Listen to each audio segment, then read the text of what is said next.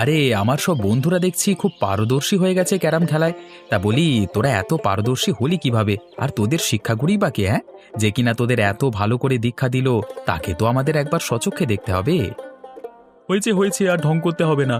সেই দীক্ষাগুরু যে তুমি স্বয়ং নিজে, সেটা কি আমাদের মুখ থেকে শুনতে না পেরে তোমার মনটা খুব খারাপ লাগছিল নাকি? এই নাও, বলেই দিলাম। এখন আর পটাপট না করে খেলার দিকে মন দাও, আর আমাদেরকেও দয়া করে খেলতে দাও। এই চলো বন্ধুরা, আমরা সবাই মিলে পিকনিক করতে যাই। এই শীতে দারুণ জমে যাবে পিকনিক হলে। কতদিন কোথাও পিকনিক করি না। চল না পিকনিক করি। রোজগারের একই জীবন আর ভালো লাগে না। মনকে একটু প্রফুল্ল করতে পিকনিকের বিকল্প নেই। ঠিক আছে, আমি রাজি। আমার মনটাও অনেকদিন ধরে পিকনিক পিকনিক করছিল, তবে টাকা লাগবে তো। টাকা পাবো কোথায়? বেশি টাকা তো লাগবে না, বাবা মার কাছে চাইলেই দেবে। আমরা ছোট্ট করে পিকনিক করব, আর বেশি দূরে যাব না, কাছেই থাকবো। ঠিক আছে, আমিও রাজি। তাহলে কালকেই আমরা পিকনিক করব। হ্যাঁ, আমরা যে যার বাড়ি থেকে যদি টাকা জোগাড় করতে না পারি, তাহলে কিছু খাবারের উপাদান নিয়ে আসবো। আর বাকি যা যা লাগবে তা টাকা জোগাড় করে কিনে ফেলবো। আমি বাবা মার কাছ থেকে কিছু টাকা নিয়ে আসতে পারবো। তাহলে সাথে যদি সবজি টবজি অথবা রান্নার কাজে আমাদের লাগবে এমন কিছু পাই, সেটাও নিয়ে আসবো। হ্যাঁ, ঠিক আছে, তাহলে আমরা কালকে পিকনিক করব। আমিও রাজি। আমিও কিছু না কিছু তো আনবোই, টাকা নিয়ে আসবো। তাহলে খুব মজা হবে। আমরা সবাই গিয়ে একসাথে পিকনিক করব। ইয়াহু!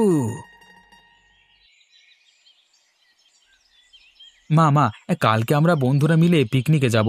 আমাকে কিছু টাকা দিও। হ্যাঁ, এই শীতে পিকনিক করলে খুব মজা হবে। আরে কি যে বলিস না তুই, টাকা তো নাই। আচ্ছা ঠিক আছে, শোন, বাড়িতে একটা ডিম আছে, তুই কাল ওই ডিমটাই নিয়ে যাস। কি, হবে না? আচ্ছা, দেখছি। বাবা, আমাকে কিছু টাকা দাও না। কেন, তুই টাকা নিয়ে কি করবি? পড়াশোনার নামে খবর নেই, খালি আছিস অকাজ করতে না? কালকে আমরা বন্ধুরা মিলে পিকনিক করব, তো এই জন্য কিছু টাকা দাও। ঠিক আছে, বিছানায় বালিশের নিচে 20 টাকা আছে, নিয়ে যা। এর থেকে বেশি এক পয়সাও দিতে পারবো না। যদি হয় তাহলে নিয়ে যা, না হলে না। দিদি, কালকে তো আমরা সব বন্ধুরা মিলে পিকনিক করব, আমাকে কিছু টাকা দেবে? আমি টাকা পাবো কোথায়? তার থেকে তুই বরং রান্নাঘরে গিয়ে অল্প একটু তেল, কিছু পেঁয়াজ, মরিচ আর ডাল নিয়ে যাস। এছাড়া তো আর কোনো উপায়ও নেই। ঠিক আছে দিদি, তুমি কালকে সকালে তাহলে একটা ছোট ব্যাগে এগুলো আমাকে দিয়ে দিও, কেমন? ওই দেখ, ওই দেখ, ওই জায়গাটা খুব সুন্দর।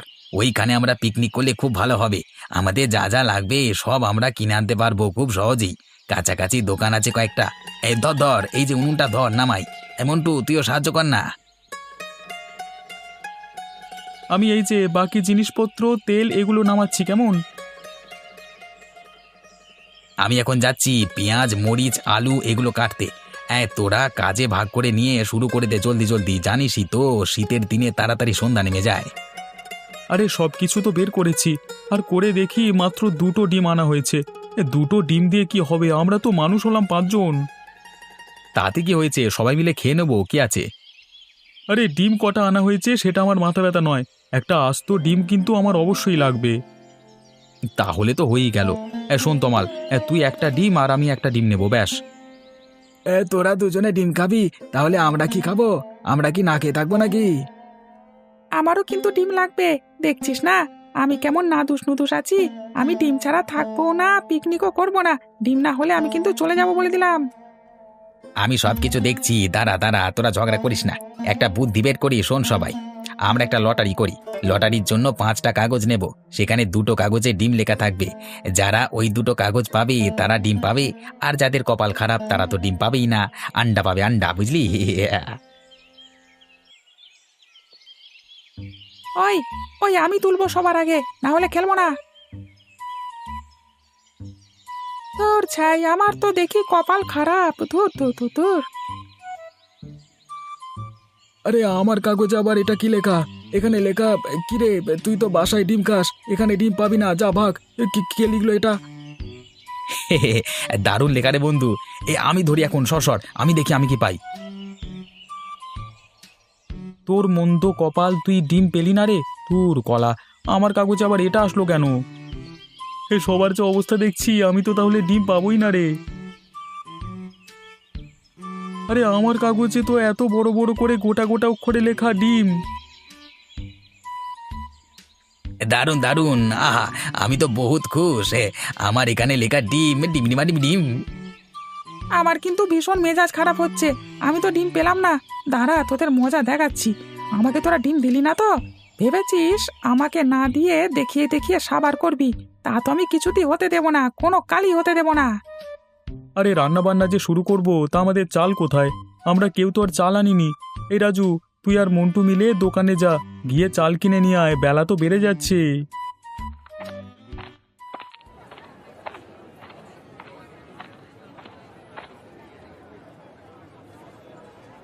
দোকানি কাকু, তোমার দোকানে চিকন চাল আছে, দাম কত করে গো? চিকন চাল থাকবে না কেন? আমার দোকানে সব চালই আছে, দেবো কত কেজি সেটা বলো। এই তোর কি মাথা খারাপ নাকি রে? চিকন চাল কিনতে অনেক টাকা লাগবে, আর আমাদের কারোর কাছে অত টাকা পয়সা নেই। আমাদের কাছে যেহেতু বেশি টাকা নেই, তাহলে আবার বাড়িতে গিয়ে টাকা চেয়ে আনতে হবে। আর তাছাড়া তো তুই সবসময় মোটা চাল খাস, সেটা তো সবাই জানি, কিন্তু আজকে হঠাৎ করে কেন চিকন চাল খাবি সেটাই তো বুঝলাম না। একদিন চিকন চাল খেলে কি হয়? পিকনিক করতে এসেছি আর মজা করব না নাকি? এমন কেন করিস তোরা? আমাদের টাকা কম, আমরা মোটা চালই কিনবো রে। আর পিকনিক করতে এসেছি বলে কি আমরা একদিনের মধ্যে সবাই পয়সাওয়ালা হয়ে গেছি নাকি?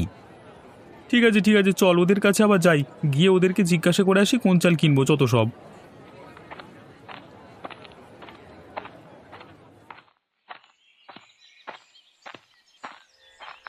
ও, তোরা তিনজন সব কাটাকাটি শুরু করে দিয়েছিস, খুব ভালো। এখন শোন তো, আমরা কি মোটা চাল কিনবো নাকি চিকন চাল? এটা জিজ্ঞাসা করে যেতে তো ভুলে গেছিলাম। আমি তো মোটা চালই কিনতে চেয়েছিলাম, কিন্তু মন্টু বলছে চিকন চাল কিনতে। কিনিস নি? এতক্ষণ হয়ে গেল, রান্না করবো কখন আর খাবোই কখন? তোরা কি মজা করছিস নাকি? বাড়িতে তো সব সময় মোটা চালই সবাই কম বেশি খাস, তোরা আজকে চিকন চাল কিসের? সব সময় যে চাল খাস সেই চাল দিয়েই পিকনিক হবে। যা যা, তাড়াতাড়ি যা, গিয়ে মোটা চাল দিতে বলবি দোকানিকে। যা, সেটাই নিয়ে আয়। আস্তে আস্তে বিকেল হয়ে যাচ্ছে, আর ঠান্ডা হাওয়া বইতে শুরু করে দিয়েছে।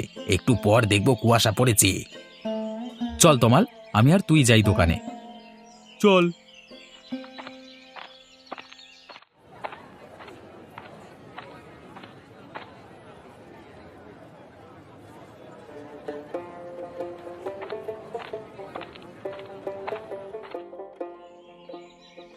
এই নে ধর, এবার জলদি কাজ শুরু কর। কিরে, তোরা গাধা নাকি? এত মোটা চাল কেন আনতে গেলি? তোদের মাথায় একটু বুদ্ধি শুদ্ধি নেই? ভাইরে ভাই, দয়া করে আর কোনো কথা বলিস না। পিকনিক যদি করতেই চাস তাহলে অন্তত চুপচাপ রান্নাটা শুরু কর এবার। এই তমাল আর রনি, উনুনটা জ্বালা ভালো করে, এমন ধোঁয়া বানাচ্ছিস কেন? আমি তো সব কাটাকুটি করে দিলাম, এখন উনুনে ভালো করে বসিয়ে দিয়ে তেলে পেঁয়াজ ছেড়ে দিচ্ছি, দেখেছিস? খেতে গিয়ে একদম হাত চেটে পুটে খেয়ে ফেলবি। তাই নাকি রে? হ্যাঁ, তুই আগে তেলের মধ্যে পেঁয়াজ ছেড়ে দিলি কেন রে হাঁদারাম? আগে তো আলু সেদ্ধ করতে হবে, তারপর আলুটাকে ভাজতে হবে লাল লাল করে, এরপরে তো ডিমের সাথে ঝোল করতে হবে। তুই কি আমার থেকে বেশি জানিস? আগে পেঁয়াজটাই ভাজতে হবে। আলু যদি তুই আগে না দিস তাহলে আলু সেদ্ধ হবে কিভাবে? তাই তো, আলু সেদ্ধ না হলে আমরা খাবো কিভাবে? তুই কোনো কথা শুনিস না, আগে আলুটা ভালো করে সেদ্ধ কর। আমি কোনো রান্না করতে পারবো না, যা তোরা যার যার রান্নাটা করে খেয়ে নিয়ে যা। আমাকে তো ডিম দিসনি তোরা, তাহলে আবার এত কথা বলিস কেন? তোরা যেভাবে পারিস রান্না কর, আমি করব না। আমি তোদের সাথে পিকনিকও করব না। আমার টাকা ফেরত দে, আমি বাড়ি চলে যাবো। এই না না বাবা, তুই রাগ করিস না রে বন্ধু। তুই বরং যেভাবে ভালো হয় সেভাবেই রান্না কর, আমরা আর কিছু বলবো না। যাস না, তুই যাস না বাবা। আমরা কি আর তোর মতো এত মজার রান্না করতে পারি? মানে হ্যাঁ, তুই শুধু বললি বলে, নাহলে সেই কখন চলে যেতাম আমি। তমাল, ডিম দুটো নিয়ে আয়, এখন এগুলো সেদ্ধ বসিয়ে দেব।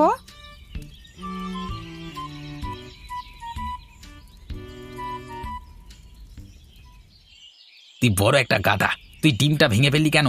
হাতে কি জোর নেই? এখন কি আমরা খাবো? এখন মাত্র একটা ডিম আছে, এটা দিয়ে আমরা কিভাবে রান্না করে খাবো বলতো? আচ্ছা আচ্ছা, ঝগড়া করিস না। এইদিকে তো আমি রান্না শুরু করে দিয়েছি, এখন আমার মাথায় একটা বুদ্ধি আসলো।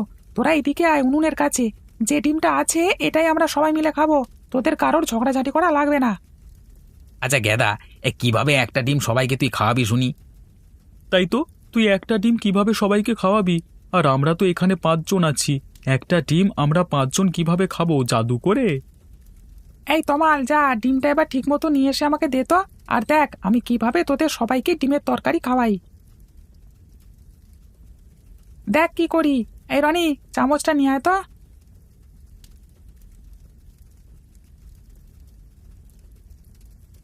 দেখেছিস, আলু সেদ্ধ হয়ে ভাতের সাথে মিশে ডাল সহ কেমন সুন্দর করে সেদ্ধ হয়ে গেল, একদম খিচুড়ি রান্না হয়ে যাচ্ছে। এর মধ্যে এখন দিয়ে দিলাম একটা ডিম, দারুণ জমে যাবে না?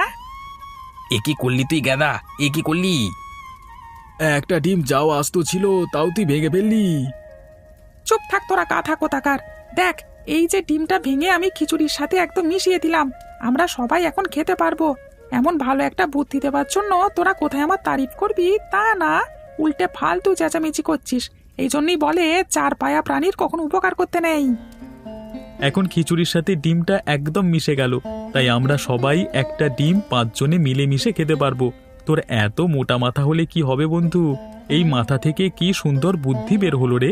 একটা ডিম 5 জনকে খাওয়ার ব্যবস্থা করে দিলি। একদম ঠিক। মোটা মাথা হলে কি হবে, ওর আসলে মাথায় অনেক বুদ্ধি আছে। আমার রান্না শেষ। এই তোমার রাজু, যা তোরা গিয়ে শসা আর টমেটো স্যালাড বানিয়ে নিয়ে আয়। এই মিন্টু, তুই থালাগুলো ঠিক করে সাজিয়ে মাদুর বিছিয়ে দে, আমরা সবাই একসাথে মজা করে খাবো। কি করছিস তুই রনি? একদম না, একদম না। বিড়াল কি খিচুড়ি খাবে নাকি? বিড়ালের জন্য তো আমরা কিছুই আনলাম না। এমন করিস কেন? 1 চামচ দে না, ওকে একটু খাইয়ে বিদে করে দি। ছোট বিড়াল ছানা, তুমিও খাও, আমাদের পিকনিকে তুমিও আমাদের সঙ্গী।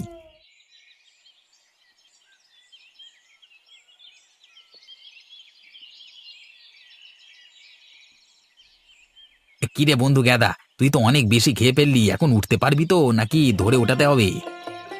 আমাকে তোরা কি মনে করিস? দেখ আমি উঠতে পারবো কিনা। এদিকে আমার পেটটাই তো বললো না, আরেকদিকে একজন পেট ফাটিয়ে খেয়ে এখন নাকি ঠিক মতো হাঁটতে পারছে না। কি কপাল রে বাবা, এত সুন্দর পিকনিক করতে আসলাম আর তুই একাই সব খেয়ে ফেললি, আমার জন্য একটু বেশি করে রাখতে পারলি না? আমার তো মেজাজটাই খারাপ হয়ে গেল। ঠিক আছে, এবারের মতো মাফ করে দে। পরে যখন আমরা আবার পিকনিকে আসবো তখন তোকে বেশি করে খাওয়াবো। এই তমাল, এই রনি, চল আমরা ভ্যান গাড়িতে আবার সব তুলে নি। আমাদের তো বাড়ি যেতে হবে, সন্ধে হয়ে আসলো। খুব ঠান্ডা লাগছে রে। পিকনিকে খুব মজা হলো, তাই না? শীতের দিনে এমন ডিমের একটা পিকনিক আমরা করতে পেরেছি, এটা আজীবন স্মরণীয় হয়ে থাকবে।